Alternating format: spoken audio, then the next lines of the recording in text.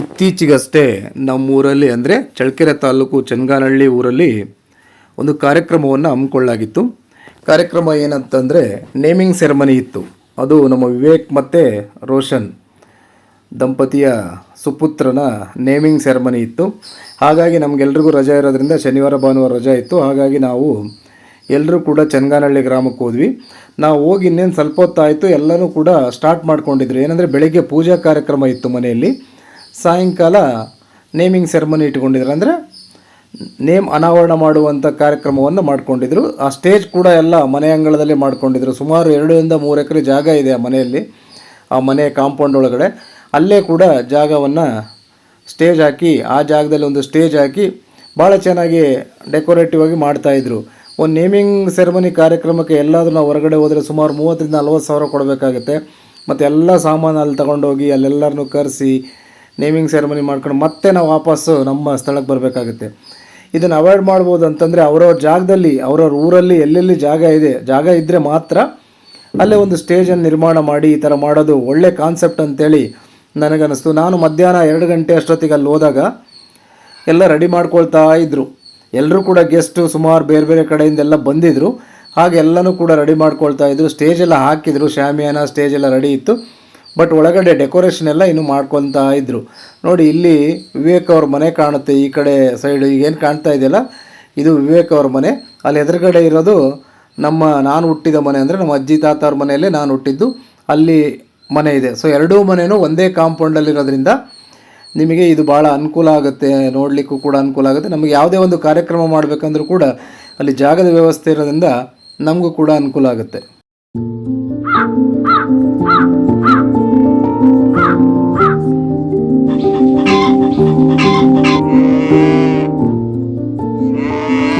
ಹಳ್ಳಿಯ ವಾತಾವರಣದಲ್ಲಿ naming ceremony ಮಾಡೋದು ತುಂಬ ಒಳ್ಳೆಯದು. ನೋಡಿ, ಹಳ್ಳಿ ಅಂದ ತಕ್ಷಣ ದನ ಕರು ಹಸುಗಳಿರಬೇಕು, ಎಮ್ಮೆ ಇರಬೇಕು, ಕುರಿ ಮೇಕೆ ಎಲ್ಲ ಇರಬೇಕು. ನೋಡಿ, ಎಲ್ಲ ಜಾಗ ಇದೆ, ಅಲ್ಲಿ ಅಡುಗೆ ಮಾಡೋಕ್ಕೂ ಕೂಡ ಜಾಗ ಇತ್ತು. ಸೊ ಹೀಗಾಗಿ ನಾವು ಈ ಪ್ಲ್ಯಾನ್ನ ಮಾಡಿದ್ವಿ. ಭಾಳ ಚೆನ್ನಾಗಿದೆ, ನಮ್ಮೂರು ಭಾಳ ತುಂಬ ಚೆನ್ನಾಗಿದೆ. ಇಲ್ಲಿ ಏನಪ್ಪ ಅಂದರೆ ಹೆಚ್ಚಿನದಾಗಿ ಇದು ಆಂಧ್ರದ ನಂಟು ಜಾಸ್ತಿ ಇದೆ. ಇಲ್ಲಿ ಸ್ವಲ್ಪ ತೆಲುಗು ಮಾತಾಡೋದು ಜಾಸ್ತಿ, ಆದರೆ ನಾವೆಲ್ಲ ಕನ್ನಡದವರೇ. ಅಲ್ಲಿ ಮ್ಯಾಕ್ಸಿಮಮ್ ಕನ್ನಡ ಮಾತಾಡ್ತಾರೆ, ಬಟ್ ಅಲ್ಲಿ ಆಡು ಭಾಷೆಯಾಗಿ ತೆಲುಗು ಕೂಡ ಮಾತಾಡೋದು ಜಾಸ್ತಿ. ಯಾಕಂದರೆ ಆಂಧ್ರದವ್ರು ತುಂಬ ಅಲ್ಲಿ ಇದು ರಿಶ್ತೆದಾರಿಗಳೆಲ್ಲ ಇದ್ದಾರಲ್ಲಿ. ಹಾಗೆ ನಾನು, ನಮ್ಮ ಮನೆಯವರು, ನಮ್ಮ ತಂದೆಯವರೆಲ್ಲ ಅಲ್ಲಿ ಹೋದಾಗ ನಮ್ಮ ಮನೆಯವರು ಮಗುನ ಎತ್ಕೊಂಡಿದ್ದಾರೆ. ಇವಂದೇ ನೇಮಿಂಗ್ ಸೆರೆಮನಿ. ಸೊ ಇವನು ಭಾಳ ಕ್ಯೂಟಾಗಿದ್ದಾನೆ. ಎಲ್ಲರ ಹತ್ರ ಹೋಗ್ತಾನೆ, ಹೊಸಬರು ಹಳಬರು ಅಂತೇನಿಲ್ಲ, ಎಲ್ಲರ ಜೊತೆಗೆ ಆಡ್ತಾ ಇರ್ತಾನೆ, ಎಲ್ಲರ ಜೊತೆಗೆ ನಗ್ತಾ ಇರ್ತಾನೆ. ಅದು ಭಾಳ ಖುಷಿಯಾಗುತ್ತೆ. ಇದೊಂದು ಕ್ವಾಲಿಟಿ ಏನಪ್ಪ ಅಂದರೆ, ಅವನು ಯಾರ ಜೊತೆ ಹೋಗಲ್ಲ ಅಂತೇಳಲ್ಲ, ಎಲ್ಲರ ಜೊತೆ ಹೋಗ್ತಾ ಇರ್ತಾನೆ. ನೋಡಿ, ನಾವು ಜಸ್ಟ್ ಹೋಗಿ ಇವತ್ತೇ ಫಸ್ಟ್ ನೋಡಿರೋದು ಅವನ್ನ. ಹುಟ್ಟಿದಾಗ ಕೂಡ ನಾವು ನೋಡಿರಲಿಲ್ಲ, ಯಾಕಂದರೆ ಅವನು ಹೈದರಾಬಾದಲ್ಲಿ ಹುಟ್ಟಿದ್ದು. ನಾವು ಅಲ್ಲಿ ಹೋಗೋಕ್ಕಾಗಲಿಲ್ಲ. ಇವತ್ತೇ ನೋಡೋದ್ರಿಂದನೂ ಕೂಡ ಅವನಿಗೆ ಹೊಸಬರಿದ್ದಾರೆ, ಹೆಂಗೆ ಹೋಗೋದು ಅಂತೇಳಿ ಅನಿಸಲ್ಲ. ಸೊ ಫ್ರೀಯಾಗಿ ಎಲ್ಲರ ಜೊತೆ ಹೋಗ್ತಾನೆ. ನಾವು ಮಕ್ಕಳೆಲ್ಲ ಕೂತ್ಕೊಂಡಿದ್ದಾರೆ, ನನ್ನ ಮಗನೂ ಇದ್ದಾನೆ ಮತ್ತು ತಂಗಿ ಮಗನೂ ಕೂಡ ಆ ಕಡೆ ಕೂತಿದ್ದಾನೆ. ಎಲ್ಲರೂ ಅವನ್ನ ಆಡಿಸ್ತಾ ಇದ್ದಾರೆ. ಇದು ಭಾಳ ಖುಷಿಯಾಗಿದೆ. ನೋಡಿ ಹೇಗೆ ಆಡಿಸ್ತಾ ಇದ್ದಾರೆ, ಅವನು ಹೆಂಗೆ ಆಡ್ತಾ ಇದ್ದಾನೆ ಅಂತೇಳಿ.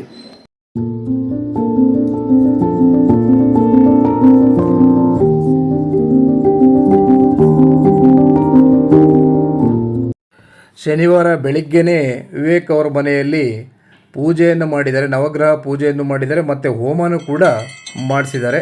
ಸೊ ಹಿಂದೂ ಸಂಪ್ರದಾಯದಂತೆ ಎಲ್ಲವೂ ಏನು ಮಾಡಬೇಕು ಎಲ್ಲವೂ ಕೂಡ ಮಾಡಿದ್ದಾರೆ. ಹಾಗೆಯೇ ಅವ್ರ ಪ್ಲಾನ್ ಪ್ರಕಾರ ಸಾಯಂಕಾಲ ನೇಮಿಂಗ್ ಸೆರೆಮನಿ ಇದೆ ಅಂತಂದಾಗ ನಾವು ಕೂಡ ಸ್ವಲ್ಪ ಲೇಟಾಗಿ ಬಂದ್ವಿ. ಬೆಳಗ್ಗೆ ಪೂಜೆಗೆ ಹೋಗೋಕ್ಕಾಗಲಿಲ್ಲ, ಸಾಯಂಕಾಲದ ಕಾರ್ಯಕ್ರಮ ಅಟೆಂಡ್ ಮಾಡೋಣ ಅಂಥೇಳಿ ನಾವು ಅರೌಂಡು 2 o'clock ನಾನು ಅಲ್ಲಿ ರೀಚ್ ಆದೆ. ಸೊ ಎಲ್ಲನೂ ಕೂಡ ಮಾತಾಡಿಸ್ಕೊಂಡು ಊಟ ಮಾಡಿಕೊಂಡು ನಂತರ ನಾವು ಸಾಯಂಕಾಲದ ಪ್ರೋಗ್ರಾಮ್ ಹಾಗೇ ಶುರುವಾಯಿತು. ಸೊ ಎಲ್ಲ ಡೆಕೋರೇಷನ್ ಎಲ್ಲ ಸೆಟ್ ಆಗಿತ್ತು. ನೋಡಿ, ಸಾಯಂಕಾಲ ಸ್ಟೇಜಲ್ಲಿ ನೇಮಿಂಗ್ ಸೆರೆಮನಿ ಕಾರ್ಯಕ್ರಮ ಇತ್ತು. ಬೆಳಿಗ್ಗೆನೇ ಕೂಡ ಅವ್ರು ಮಾಡಿದ್ದಾರೆ, ಬಟ್ ಹೆಸರನ್ನ ಅನಾವರಣ ಮಾಡಿರಲಿಲ್ಲ. ಆ ಕಾರ್ಯಕ್ರಮವನ್ನು ಸಾಯಂಕಾಲ ಇಟ್ಕೊಂಡ್ರು. ಸೊ ಸಾಯಂಕಾಲ ಎಲ್ಲನೂ ಕೂಡ ಭಾಳ ವ್ಯವಸ್ಥಿತವಾಗಿ ಮಾಡಿರೋದ್ರಿಂದ ಅವನಿಗೆ ಖುಷಿ ಆಗ್ತಾಯಿತ್ತು. ಬಟ್ ಏನಪ್ಪ ಅಂದರೆ ಅಲ್ಲಿ ಸ್ವಲ್ಪ ಅವನಿಗೆ ಸೆಕೆ ಆಗ್ತಾಯಿತ್ತು ಅಂತ ಕಾಣುತ್ತೆ. ಅದೊಂದು ಮರೆತು ಬಿಟ್ಟಿದ್ದಾನೆ ವಿವೇಕ್. ಅವನಿಗೆ ಒಂದು ಕೂಲರು ಅಥವಾ ಫ್ಯಾನ್ ಏನಾದರೂ ವ್ಯವಸ್ಥೆ ಮಾಡಿದರೆ ಇನ್ನೂ ಚೆನ್ನಾಗಿರ್ತಿತ್ತು. ಬಟ್ ಆದರೂ ಪರವಾಗಿಲ್ಲ, ಎಲ್ಲನೂ ಕೂಡ 3 ಸಲ ಅವನ ಕಿವಿಯಲ್ಲಿ ಅವನ ಹೆಸರನ್ನ ಭವಿಕ್ ಅಂದ. ಹಾಗೆಯೇ ಅವನ ಅಕ್ಕನ ಮಗ ಅಲ್ಲಿ ನಿಂತಿದ್ದ ಭುವನ್ ಅಂತೇಳಿ, ಅವನು 3 ಸಲ ಅದನ್ನು ಹೆಸರನ್ನ ಜೋರಾಗಿ ಮೈಕಲ್ಲಿ ಕೂಡ ಅನೌನ್ಸ್ ಮಾಡಿದರು. ಇದಾದ ನಂತರ ಏನು ಮಾಡಿದರು, ಅಲ್ಲೊಂದು ನಿಮಗೆ ಮೇಲ್ಗಡೆ ಒಂದು ಡಿಸ್ಪ್ಲೇ ಬೋರ್ಡ್ ಕಾಣುತ್ತೆ. ಅಲ್ಲಿ ಒಂದು ಥರ್ಮೋಕೋಲ್ ಶೀಟಿಂದ ಥರ್ಮೋಕೋಲ್ ಪೆಬಲ್ಸ್ ಅದರಿಂದ ಅದು ಕವರ್ ಆಗಿದೆ. ಅದರ ಒಳಗಡೆ ಅವನ ಫೋಟೋ ವಿತ್ ಹೆಸರಿದೆ.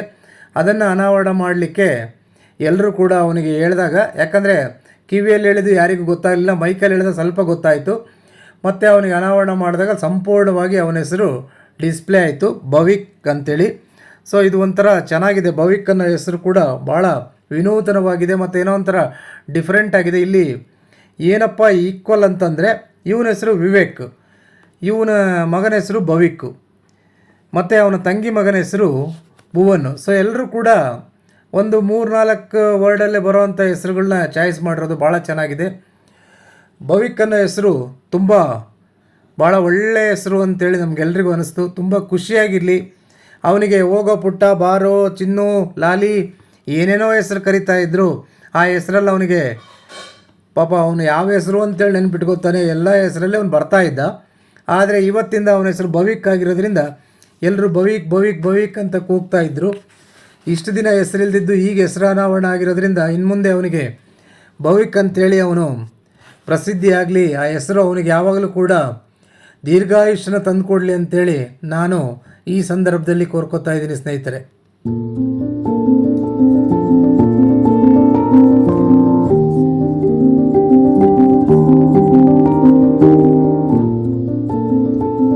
ನಂತರ ತೊಟ್ಟಿಲು ಕಾರ್ಯಕ್ರಮವನ್ನು ಮಾಡ್ತಾರೆ. ವಿಶೇಷವಾಗಿ ಆ ಮನೆಯ ಹೆಣ್ಮಗಳು ಅಂದರೆ ಭವಿಕ್ ಅವರ ಅತ್ತೆಯಂದರು, ಅವರೊಂದು 3 ಜನ ಇದ್ದರು. ಮತ್ತು ನನ್ನ ಇನ್ನೂ ಚಿಕ್ಕಮ್ಮನ ಮಕ್ಕಳು ಅವರೆಲ್ಲ ಸೇರಿಕೊಂಡು ತುಂಬ ಜನ ಅತ್ತೆಯವರು ಅವನಿಗೆ ಸಿಗ್ತಾರೆ.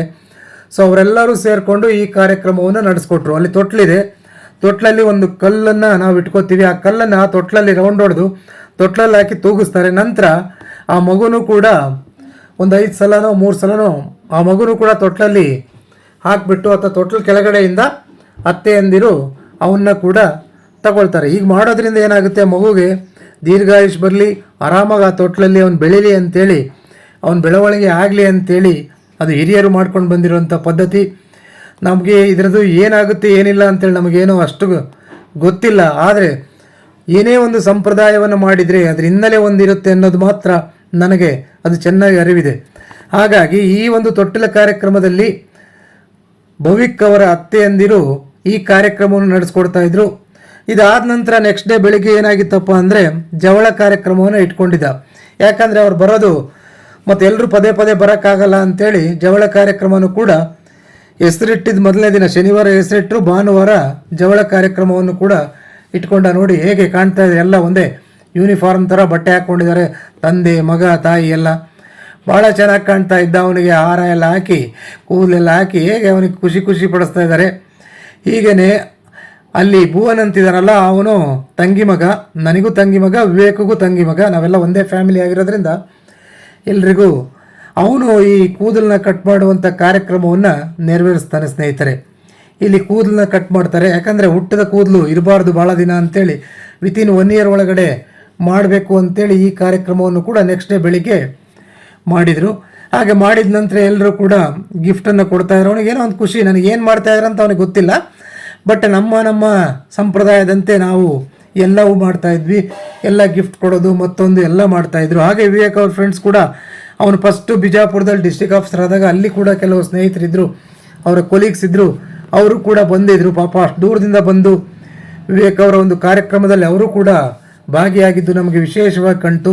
ಹಾಗೆಯೇ ಅವರು ಕೂಡ ಪಾಪುಗೆ ಹಾರೈಸಿದರು, ಹಾಗೆಯೇ ಗಿಫ್ಟ್ ಕೂಡ ಕೊಟ್ಟರು. ಹೀಗೆ ಅನೇಕರು ಕೂಡ ಅವನಿಗೆ ಪಾಪ ಗಿಫ್ಟ್ಗಳ ಸುರಿಮಳೆನೇ ಆಯಿತು. ಏನೇ ಆಗಲಿ ಗಿಫ್ಟ್ ಕೊಡೋದು ದೊಡ್ಡದಲ್ಲ, ಗಿಫ್ಟ್ ತಗೊಳ್ಳೋದು ತುಂಬಾ ಖುಷಿ. ಆದರೆ ಗಿಫ್ಟ್ ಕೊಡೋದುಕ್ಕಿಂತ ಅವ್ರು ಬರ್ತಾರಲ್ಲ, ಅಷ್ಟು ದೂರದಿಂದ ಬಂದು ಹಾರೈಕೆ ಮಾಡ್ತಾರೆ, ಹರಿಸ್ತಾರಲ್ಲ, ಅದು ಗಿಫ್ಟ್ಗಿಂತ ದೊಡ್ಡ ಅಮೂಲ್ಯವಾದ ಇದು ಅಂತೇಳಿ ನಾನು ಅಂದ್ಕೊಳ್ತೀನಿ ಸ್ನೇಹಿತರೆ. ಹಾಗೆಯೇ ಮಗು ತುಂಬ ಖುಷಿಯಾಗಿ ಬೆಳೀಲಿ. ಯಾಕಂದರೆ ವಿವೇಕ್ ಕೂಡ ಅವ್ರ ಮನೆಯಲ್ಲಿ ಒಬ್ಬನೇ ಮಗ. ಸೊ ಅವನಿಗೂ ಕೂಡ ಈಗ ಫಸ್ಟ್ ಟೈಮ್ ಮಗ ಆಗಿದೆ. ಅವ್ರ ಮನೆಯಲ್ಲಿ ಅವ್ರ ತಾಯಿಗೆ 4 ಜನ ಹೆಣ್ಮಕ್ಳಿದ್ರು, ಇವನು ಕೊನೆಯವನಾಗಿ ಹುಟ್ಟಿದ. ಸೊ ಬಟ್ ಇವನಿಗೆ ಲಕ್ಕಿಲಿ ಮೊದಲೇ ಗಂಡು ಮಗು ಆಗಿರೋದ್ರಿಂದ ಅವ್ರ ಮನೇಲಿ ಎಲ್ಲರೂ ಕೂಡ ಖುಷಿ ಪಡ್ತಾ ಇದ್ದಾರೆ. ಸೊ ಇವನು ಜವಳ ಕಾರ್ಯಕ್ರಮಕ್ಕಿಂತ ಮುಂಚಿತವಾಗಿ ಒಂದು ದೇವಸ್ಥಾನಕ್ಕೆ ಕೂಡ ಹೋಗಿ ಬಂದ, ಅದು ರಾಯಪುರದ ಮಾರಮ್ಮ ಗುಡಿ. ಸೊ ಆ ದೇವಸ್ಥಾನಕ್ಕೆ ಅವ್ರ ತಾಯಿ ಅವನಿಗೆ ಕೈ ಮುಗಿದಾಗ ಇವನು ಹುಟ್ಟಿದ ಅಂತೇಳಿ ಅವ್ರ ಮನೆಯಲ್ಲೆಲ್ಲ ಇವತ್ತು ಕೂಡ ಆ ದೇವಿನ ನಡ್ಕೊಳ್ತಾರೆ. ಇವನು ಕೂಡ ಮನೇಲಿ ಏನೇ ಕೆಲಸ ಮಾಡಬೇಕಂದ್ರೂ ಕೂಡ ಆ ದೇವಿಗೆ ದರ್ಶನ ಮಾಡಿಕೊಂಡು ಪೂಜೆಗಳನ್ನ ಮಾಡ್ಕೊಂಡು ಬಂದು ನಂತರ ಅವ್ರ ಮನೆಯಲ್ಲಿ ಮಾಡೋದು ಪದ್ಧತಿ ಸ್ನೇಹಿತರೆ. ಹೀಗೆ ದೇವರ ದರ್ಶನ ಆದಮೇಲೆ ಬಂದು ಇವನು ಕೂಡ ಮಾಡಿ ನಂತರ ಎಲ್ಲ ಕಾರ್ಯಕ್ರಮಗಳನ್ನು ಮಾಡ್ದ. ನನಗೆ ಜವಳ ಕಾರ್ಯಕ್ರಮ ಇದೆ ಅಂತೇಳಿ ನನಗೆ ಗೊತ್ತಿರಲಿಲ್ಲ. ನಾನು ನೇಮಿಂಗ್ ಸೆರೆಮನಿ ಅಂತೇಳಿ ಹೋಗಿದ್ದೆ. ಬಟ್ ಸಡನ್ನಾಗಿ ನಾವು ಬೆಳಿಗ್ಗೆ ಎಲ್ಲ ಸ್ವಲ್ಪ ಲೈಟ್ ಆಯಿತು. ರಾತ್ರಿ 1-2 ಗಂಟೆ ಆದಾಗ ಅಲ್ಲಿ ನಿದ್ದೆ ಬರಲಿಲ್ಲ, ತುಂಬ ಸೆಕೆ ಇತ್ತು. ಹಾಗಾಗಿ ನಾವೆಲ್ಲರೂ ಕೂಡ ಅಂಗಳದ ಕೆಳಗಡೆ ಅಂದರೆ ಹೊರಗಡೆನೇ ಅಲ್ಲೇ ಬೆಡ್ಶೀಟುಗಳು ಚಾಪೆಗಳೆಲ್ಲ ಹಾಸ್ಕೊಂಡು ಎಲ್ಲರೂ ಮಲಗಿದ್ವಿ. ಬೆಳಿಗ್ಗೆ 6 ಗಂಟೆಗೆ ಕೋಳಿ ಕೂಗ್ತಾ ಇತ್ತು. ಆಲೆ ಹೊರಗಡೆ ಇರೋದ್ರಿಂದ ಎಚ್ಚರ ಆಯಿತು. ಸೊ ನಾವು ಎಚ್ಚರ ಆದಾಗ ಏನು ಮಾಡಿದ್ವಿ, ಎಲ್ಲ ಎದ್ವಿ. ಬಂದರೆ ಆಗ ವಿವೇಕ್ ಹೇಳ್ತಾನೆ, ಇಲ್ಲ ಈಗ ಜವಳ ಕಾರ್ಯಕ್ರಮ ಇದೆ, ಬನ್ನಿ ಬೇಗ ರೆಡಿಯಾಗಿ ಅಂತೇಳಿ ಹೇಳ್ತಾ ಇದ್ದ. ಹಾಗೆ ಏನೋ ಒಂಥರ ಖುಷಿ. ಅವನು ಒಂದು ಸಲ ಎಲ್ಲ ಮುಗಿಸ್ಕೊಳ್ಳೋಣ ಅಂತೇಳಿ ಅವನದು ಕೂಡ. ಯಾಕಂದರೆ 1 ಇಯರ್ ಆದಮೇಲೆ ಮತ್ತೆ ಜವಳ ಕಾರ್ಯಕ್ರಮಕ್ಕೆ ಮತ್ತೆ ವೆಯ್ಟ್ ಮಾಡಬೇಕಾಗುತ್ತೆ. ಆ ಹುಟ್ಟಿದ ಕೂದಲಿದ್ರೆ ಮಗುಗಳು ಕೂಡ ಬೆಳವಣಿಗೆ ಆಗಲ್ಲ, ಕಿರಿಕಿರಿ ಆಗುತ್ತೆ ಅನ್ನೋದು ಪದ್ಧತಿ. ಸೊ ಹಾಗಾಗಿ ಅವನು ವಿತಿನ್ 1 ಇಯರಲ್ಲಿ ನೇಮಿಂಗ್ ಸೆರೆಮನಿ, ಜವಳ ಕಾರ್ಯಕ್ರಮ ಮತ್ತು ಒಳ್ಳೆ ಲಂಚು ಡಿನ್ನರು ಎಲ್ರಿಗೂ ಕೊಟ್ಟ. ಸೊ ಓವರಾಲ್ 2 ಡೇಸ್ ಕಾರ್ಯಕ್ರಮ ಸೂಪರ್ ಡೂಪರ್ ಆಗಿತ್ತು. ಇದು ಮೆಮೊರೇಬಲ್ ಕಾರ್ಯಕ್ರಮ. ಹಾಗಾಗಿ ನಾನೇನು ಮಾಡಿದ್ದೆ ಅಂದರೆ ಎಲ್ಲ ಪ್ರತಿಯೊಂದು ಸ್ಟಾರ್ಟಿಂಗಿಂದ ಎಂಡ್ವರೆಗೂ ಒಂದೇ ವಿಡಿಯೋದಲ್ಲಿ ಹಾಕಿದ್ದೀನಿ ಸ್ನೇಹಿತರೆ. ಮೆಮೊರಿ ಹಾಗೆ ಇರಲಿ ಅಂಥೇಳಿ ನನ್ನ ಅನಿಸಿಕೆ. ಆದ್ದರಿಂದ ನಾನು ಒಂದೇ ವಿಡಿಯೋದಲ್ಲಿ ಹಾಕಿದ್ದೀನಿ. ಸ್ವಲ್ಪ ಲೆಂತಿ ಆಗ್ಬೋದು, ದಯವಿಟ್ಟು ಅಡ್ಜಸ್ಟ್ ಮಾಡ್ಕೊಳ್ಳಿ. ಯಾಕಂದರೆ ಪದೇ 3-4 ವಿಡಿಯೋ ಮಾಡಿದರೂ ಕೂಡ ನನಗೇನು ಅನಿಸಲ್ಲ, ಆ ಸೀಕ್ವೆನ್ಸ್ ಮಿಸ್ ಆಗುತ್ತೆ ಅಂತೇಳಿ ಒಂದೇ ಇದರಲ್ಲಿ ಹಾಕಿದ್ದೀನಿ ಸ್ನೇಹಿತರೆ.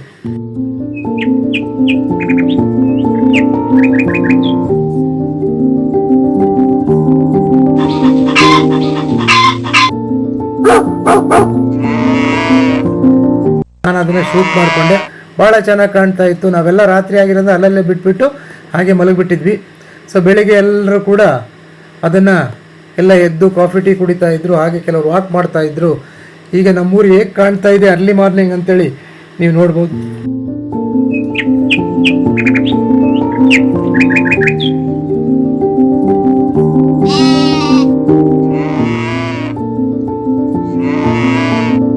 ಮುಂಜಾನೆ ಬೆಳಿಗ್ಗೆ ಕಿರಣಗಳು ನುಗ್ಗಿ ಆ ಮರದ ಒಳಗಡೆಯಿಂದ ಬರ್ತಾ ಇದೆ ಅಂತೇಳಿ ನಮಗೆ ಕಾಣ್ತಾ ಇದೆ. ಖುಷಿ ಆಯಿತು. ಯಾಕಂದರೆ ಹಳ್ಳಿಯಲ್ಲಿ ನಾನು ಹುಟ್ಟಿದ್ದು ಬೆಳೆದಿದ್ದೆಲ್ಲ ಹಳ್ಳಿ. ಆದರೂ ಕೂಡ ಇತ್ತೀಚಿನ ದಿನ ಕೆಲಸಗಳಲ್ಲಿ ನಾವು ಸಿಟಿಗೆ ಬಂದುಬಿಟ್ಟಿದ್ದೀವಿ. ಹಾಗಾಗಿ ಹಳ್ಳಿನ ನಾವು ತುಂಬ ಮಿಸ್ ಮಾಡ್ಕೊಳ್ತಾ ಇದ್ದೆ. ನಾವು ಯಾವಾಗ ಹೋದರೂ 1 or 2 ಡೇಸ್ ನಾವು ಹಳ್ಳಿಯಲ್ಲಿದ್ದು ನಮ್ಮವೆಲ್ಲ ಕೆಲಸ ಕಾರ್ಯಗಳನ್ನು ಮಾಡಿಕೊಂಡು ನಾವು ಒಂಥರ ಎಲ್ಲ ಗೆಟ್ ಟುಗೆದರ್ ಮಾಡುವಂಥ ಜಾಗ ಯಾವುದಪ್ಪ ಅಂದರೆ ಇದು ನಮ್ಮ ಮನೆ ಇಲ್ಲಿ ಕಾಣ್ತಾ ಇದೆ. ಸೊ ಜಾಗ ಸಾಕಷ್ಟಿರೋದ್ರಿಂದ ಎಲ್ಲರೂ ಕೂಡ ದೀಪಾವಳಿಗೋ ಅಥವಾ ಯುಗಾದಿಗೂ ಎಲ್ಲ ಸೇರಿಕೊಂಡು ನಾವೆಲ್ಲ ಫ್ಯಾಮಿಲಿಯವರು ಇವತ್ತು ಕೂಡ 40-45 ವರ್ಷ ಆದರೂ ಕೂಡ ನಾವು ಫ್ಯಾಮಿಲಿಯವರು ಸುಮಾರು ನಮ್ಮ ಅಜ್ಜಿಗೆ 8 ಜನ ಮಕ್ಕಳು, 7 ಜನ ಹೆಣ್ಮಕ್ಳು, ಒಬ್ಬರು ಮಾತ್ರ ನಮ್ಮ ಮಾವ ಗಂಡ್ಮಗ. ಸೊ ನಮ್ಮ ತಾಯಿಯವರೇ ದೊಡ್ಡವರು, ಶಿ ಈಸ್ ನೋ ಮೋರ್ ನಾವು. ಸೊ ಎಲ್ಲ ಚಿಕ್ಕಮ್ಮಂದಿರು, ಮಾಮ ಮತ್ತು ಮಕ್ಕಳು ಹೀಗೆ ಎಲ್ಲರೂ ಒಟ್ಟಾಗಿ ಸೇರುವಂಥ ಜಾಗ ಯಾವುದಾದ್ರೂ ಇದೆ ಅಂದರೆ ಅದು ಇಲ್ಲೇ ಚನ್ನಗಾನಹಳ್ಳಿಯಲ್ಲಿ. ನಾವೊಂದು 2-3 ದಿನ ಸೇರಿ ನಮಗೇನು ಬೇಕು ಯಾವ ರೀತಿಯಲ್ಲಿ ನಾವಿಲ್ಲಿ ಎಂಜಾಯ್ ಮಾಡಿಕೊಂಡು ಜಾಲಿಯಾಗಿ ಕಳ್ಕೊಂಡು ಮತ್ತೆ ಎಲ್ಲರೂ ಅವರವ್ರ ಜಾಗಕ್ಕೆ ಅವ್ರು ಹೋಗ್ಬಿಡ್ತೀವಿ. ಕೆಲವರು ಬೆಂಗಳೂರಲ್ಲಿದ್ದಾರೆ, ಕೆಲವರು ಮೈಸೂರಲ್ಲಿದ್ದಾರೆ, ನಾನು ದಾವಣಗೆರೆಯಲ್ಲಿದ್ದೀನಿ. ಹೀಗೆ ವಿವೇಕ್ ಅವರು ಮೈಸೂರಲ್ಲಿದ್ದಾರೆ. ಹೀಗೆ ಬೇರೆ ಪ್ಲೇಸಲ್ಲಿ ಇರೋದ್ರಿಂದ ನಾವೆಲ್ಲರೂ ಒಟ್ಟಾಗಿ ಸೇರುವಂಥ ಜಾಗ ನಮಗಿದು. ಹಾಗಾಗಿ ನಮಗೆ ನಮಗೂ ಈ ಜಾಗಕ್ಕೂ ಅವಿನಾಭಾವ ಸಂಬಂಧ ಇದೆ. ಹಾಗಾಗಿ ನಾವೇನು ಮರೆತರೂ ಕೂಡ ಹುಟ್ಟಿದ ಊರನ್ನು ಮರೆಯೋಕ್ಕಾಗಲ್ಲ. ನೋಡಿ, ಹುಟ್ಟಿದ ಊರಲ್ಲಿ ನಾವೆಲ್ಲರೂ ಕೂಡ ಏನೇ ಇದ್ರೂ ಕೂಡ ಅಲ್ಲಿ ಪ್ರಾಣಿ ಪಕ್ಷಿಗಳು ಎಲ್ಲ ಎಷ್ಟು ಚೆನ್ನಾಗಿರುತ್ತೆ ಹೇಳಿ. ಸಿಟಿಯಲ್ಲಿ ಒಂದು ಪಕ್ಷಿಗಳು ಕೂಡ ಕಾಣಲ್ಲ. ಯಾಕಂದರೆ ಎಲ್ಲನೂ ಟವರ್ ಹಾಕಿರೋದ್ರಿಂದ ಪಕ್ಷಿಗಳು ಬರೋದೇ ಇಲ್ಲ.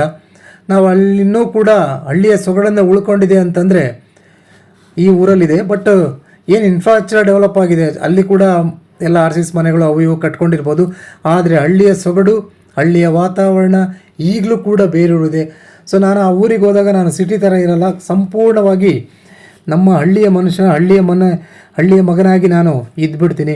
ಸೊ ಈಗ ನನಗೆ ಖುಷಿಯಾಗೋದೇನಪ್ಪ ಅಂದರೆ ನಾವೇನೇ ಮಾಡಿದರೂ ಕೂಡ ಆ ಒಂದು ಜನಗಳ ಜೊತೆ ಬೆರೆತರೆ ನಾವಲ್ಲಿ ಸಂಸ್ಕೃತಿಯನ್ನು ಎತ್ತಿಡಲಿಕ್ಕೆ ಸಾಧ್ಯ ಅಂತೇಳಿ ಹೇಳಲಿಕ್ಕೆ ಬಯಸ್ತೀನಿ ಸ್ನೇಹಿತರೆ. ಯಾರೆಲ್ಲ ಈ ವಿಡಿಯೋ ನೋಡಿದ್ರಿ, ತಾವು ತಮ್ಮ ಊರು ಯಾವುದು, ತಮ್ಮ ಹಳ್ಳಿ ಹೇಗಿದೆ ಅಂತೇಳಿ ತಾವು ಕೂಡ ನನ್ನ ಯೂಟ್ಯೂಬ್ ಕಮೆಂಟ್ ಬಾಕ್ಸ್ನಲ್ಲಿ ಹಂಚ್ಕೊಂಡ್ರೆ ತುಂಬ ಖುಷಿಯಾಗುತ್ತೆ. ನೋಡಿ, ಇಲ್ಲಿ ರಾಕಿ ಅಂತ ಕಾಣುತ್ತೆ, ನಾಯಿ ಮರಿ ಭಾಳ ಚೆನ್ನಾಗಿದೆ. ಅದು ರಾಕಿ ಅಂದರೆ ಹಂಗೆ ಯಾರನ್ನೂ ಒಳಗಡೆ ಬಿಟ್ಕೊಳ್ಳಲ್ಲ, ಅಷ್ಟ ನಾಯಿ ಅದು. ಹಾಗೆ ಹಸು ಎಮ್ಮೆ ಎಲ್ಲ ನಮಗೆ ಖುಷಿಯಾಗುತ್ತೆ. ಹಿಂದೆನೂ ಕೂಡ ನಾವು ಸುಮಾರು 40 ವರ್ಷದ ಹಿಂದೆ ಒಂದು 50-60 ಹಸ, ಒಂದು 10-15 ಎಮ್ಮೆ, ಎರಡು ಜೊತೆ ಎತ್ತುಗಳು ಹೀಗೆಲ್ಲ ಇಟ್ಕೊಂಡಿದ್ರು. ವ್ಯವಸಾಯ ಎಲ್ಲ ನಾವು ಎತ್ತಿಂದನೇ ಮಾಡ್ತಾಯಿದ್ವಿ. ಟ್ಯಾಕ್ಟ್ರಿಗಳು, ಯಾವುದೇ ಮೆಷಿನರೀಸ್ ಇರಲಿಲ್ಲ. ಈಗ ಅವೆಲ್ಲ ನೆನೆಸ್ಕೊಂಡ್ರೆ ಹಳ್ಳಿ ಜೀವನ ಎಷ್ಟು ಚೆನ್ನಾಗಿತ್ತಲ್ಲ ಅನಿಸುತ್ತೆ. ಅವಾಗ ಯಾವುದೇ ಸೀರಿಯಲ್ಲು, ಟಿ ವಿ ಏನಿರಲಿಲ್ಲ. ಸಾಯಂಕಾಲ 7 ಗಂಟೆ ಆಯ್ತು ಅಂದರೆ ಊಟ ಮಾಡು ಮಲಿಕ, ಬೆಳಿಗ್ಗೆ 5 ಗಂಟೆಗೆಲ್ಲ ಎದ್ದುಬಿಟ್ಟು ಸಗಣಿ ಸಾರಿಸೋದು. ಅವಾಗೆಲ್ಲ ಈ ಮನೆಗಳೆಲ್ಲ ಇರಲಿಲ್ಲ, ಸಣ್ಣ ಸಣ್ಣ ಮನೆ, ಎಲ್ಲ ಅಡುಗೆ ಒಲೆ ಅಂದರೆ ಎಲ್ಲ ಕಟ್ಟಿಗೆ ಒಲೆ ಇತ್ತು. ಈ ಗ್ಯಾಸು ಮತ್ತೊಂದು ಏನಿರಲಿಲ್ಲ. ಮತ್ತು ಯಾವುದು ಬೀಸ್ತಾ ಇದ್ದರು, ರಾಗಿ ಆಗಿರಲಿ, ಭತ್ತ ಕುಟ್ಟೋದು, ರಾಗಿ ಬೀಸೋದು, ಹೀಗೆ ಎಲ್ಲ ಅದರದ್ದು ನಾವು ಊಟ ಮಾಡ್ತಾಯಿದ್ವಿ. ಎಸ್ಪೆಷಲಿ ಈ ಸಿರಿಧಾನ್ಯ ಅಂತ ಹೇಳ್ತೀವಲ್ಲ, ಸಿರಿಧಾನ್ಯ ಹೆಚ್ಚಿಗೆ ಬೆಳೀತಾ ಇದ್ವಿ ನಾವು, ಅದನ್ನೇ ಊಟ ಮಾಡ್ತಾಯಿದ್ವಿ. ಎಲ್ಲರೂ ಕೂಡ ನಮ್ಮಲ್ಲಿ 80-90 ವರ್ಷ ಇರೋರು ಗಟ್ಟಿಯಾಗಿರ್ತಿದ್ರು. ಈಗ ನಾವೇ 40 ವರ್ಷದಲ್ಲಿದ್ದೀವಲ್ಲ, ಆ ರೀತಿ ಕಾಣ್ತಾ ಇದ್ರು. ಬಟ್ ನಾವೀಗ 40 ವರ್ಷಕ್ಕೆ ಯಾವ ಥರ ಕಾಣಕತ್ತಿದ್ದೀವಿ ಅಂದರೆ, ಇದಕ್ಕೆ ನಾವು ತಿಂತಾ ಇರೋವಂಥ ಕಲಬೆರಕೆ ಆಹಾರ ಅಂತೇಳಿದರೆ ತಪ್ಪಾಗಲಾರ್ದು ಸ್ನೇಹಿತರೆ. ಈಗಲೂ ಕೂಡ ಹಳ್ಳಿಯಲ್ಲಿ ಆ ಪದ್ಧತಿ ಇದೆ. ಬಟ್ ಮೊದಲಷ್ಟು ಕೆಲಸ ಈಗ ಮಾಡೋದಿಲ್ಲ ಜನ. ಅವರು ಕೂಡ ಎಲ್ಲ ಮಾಡರ್ನೈಸ್ ಆಗಲಿಕ್ಕೆ ಹೊರಟಿದ್ದಾರೆ. ಸೊ ಹಳ್ಳಿಯಲ್ಲಿ ಇರೋವಂಥ ವಾತಾವರಣ ಸಿಟಿಯಲ್ಲಿಲ್ಲ. ಬಟ್ ಹಳ್ಳಿಯವರು ಸಿಟಿ ಥರ ಆಗ್ತಾಯಿದ್ರೆ, ಸಿಟಿಯಲ್ಲಿರೋ ನಾವು ಹಳ್ಳಿಯನ್ನು ಬಯಸ್ತಾ ಇದ್ದೀವಿ. ಹೀಗೆ ಬ್ಯಾಕ್ ಟು ಫೆವಿಲಿಯನ್ ಅಂತ ಏನು ಹೇಳ್ತೀವಲ್ಲ ಹಾಗೆ. ನೋಡಿ, ನಮ್ಮ ದೇಶದ ಸಂಸ್ಕೃತಿಯನ್ನು ನಾವು ಎತ್ತಿಡಿತಾ ಇಲ್ಲ, ಅದೇ ಬೇರೆ ದೇಶದವರು ನಮ್ಮ ಸಂಸ್ಕೃತಿಯನ್ನು ಎತ್ತಿಡಿತಾ ಇದ್ದಾರೆ.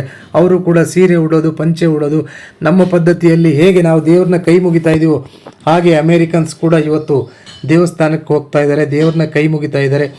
ನಮ್ಮ ಭಾರತೀಯ ಸಂಸ್ಕೃತಿ ಬಹಳಷ್ಟು ಪರಂಪರೆ ಇದೆ. ಅನಾದಿ ಕಾಲದಿಂದನೂ ನಮ್ಮ ಭಾರತೀಯ ಸಂಸ್ಕೃತಿ ಇವತ್ತು ಜೀವಂತವಾಗಿದೆ ಅಂದರೆ ಈ ಹಳ್ಳಿಯವರಿಂದನೇ ಅಂತೇಳಿ ನಾವು ಹೇಳಿದರೆ ತಪ್ಪಾಗಲಾರ್ದು ಸ್ನೇಹಿತರೆ. ಯಾರೆಲ್ಲ ಈ ವಿಡಿಯೋ ನೋಡ್ತಾ ಇದ್ದೀವಿ ದಯವಿಟ್ಟು ಸಬ್ಸ್ಕ್ರೈಬ್ ಮಾಡ್ಕೊಂಡು ವಿಡಿಯೋ ನೋಡಿ.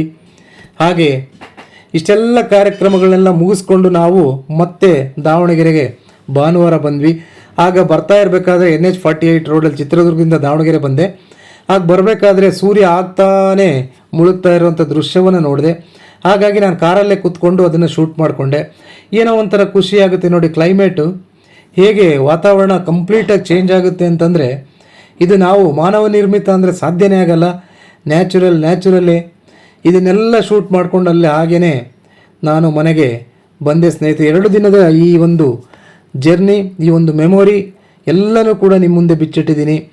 ಸ್ವಲ್ಪ ಲೆಂತಿ ಇದೆ, ದಯವಿಟ್ಟು ಸಹಕರಿಸಿ. ಹಾಗೆಯೇ ವಿಡಿಯೋಗೆ ಹಿಂದೆ ಏನು ನನಗೆ ಸಪೋರ್ಟ್ ಮಾಡ್ತಾಯಿದ್ದೀರಿ, ಹೊಸ ಚಾನಲ್ ಆಗಿರೋದ್ರಿಂದ ಹಾಗೇ ಸಪೋರ್ಟ್ ಮಾಡಿ. ಸಬ್ಸ್ಕ್ರೈಬ್ ಮಾಡೋದನ್ನ ಮರಿಬೇಡಿ. ನಿಮ್ಮೊಂದು ಸಬ್ಸ್ಕ್ರೈಬ್ ನನಗೆಲ್ಲ ಒಂದು ಕಡೆ ಬೂಸ್ಟ್ ಕೊಡುತ್ತೆ. ಇನ್ನೂ ಮಾಡಬೇಕು, ಇನ್ನೂ ವೀಕ್ಷಕರಿಗೆ ಏನೆಲ್ಲ ತೋರಿಸ್ಬೇಕು ಅನ್ನೋದು ಅನಿಸುತ್ತೆ. ನಾನು ಸಾಕಷ್ಟು ವಿಷಯಗಳನ್ನ ನಿಮ್ಮ ಜೊತೆ ಹಂಚ್ಕೊಂಡಿದ್ದೀನಿ. ಇನ್ನೂ ಬೇರೆ ವಿಷಯನ ಬೇರೆ ರೀತಿಯಲ್ಲಿ ಹಂಚ್ಕೊಳ್ಳಿಕ್ಕೆ ಬಯಸ್ತೀನಿ. ಹೊಸ ವಿಡಿಯೋದೊಂದಿಗೆ ನಿಮ್ಮ ಮುಂದೆ ಮತ್ತೆ ಬರ್ತೀನಿ. ಅಲ್ಲಿವರೆಗೂ ಬಾಯ್, ಥ್ಯಾಂಕ್ ಯು ವೆರಿ ಮಚ್. ಸಿಗೋಣ ಮತ್ತೊಂದು ವಿಷಯ.